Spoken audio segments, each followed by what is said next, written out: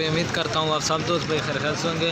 अल्हम्दुलिल्लाह से जानवर कार को करवा रहा हूँ। ये जा रहे हैं कराची, ये जा रहे हैं अल्हम्दुलिल्लाह मुस्तफ़ा भाई के पास। दोस्तों मैंने इनकी परसों वीडियो लगाई थी, 3 पट्ठे थी बड़ी और ये 3 बकरे थे। अल्हम्दुलिल्लाह उस भाई ने मुझे पेमेंट ऑनलाइन कर दी थी। अल्हम्दुलिल्लाह कार को करते हैं। काफ़ी सारे दोस्त कहते हैं हम आपको पेमेंट भेज दें, माल आता है या नहीं आता। ये चेक कर लें मुस्तफ़ा भाई, ये चेक कर लें। लोड कराने से पहले भी एक एक जानवर दिखाएंगे जिस तरह अल्हम्दुलिल्लाह वीडियो में दिखाएंगे।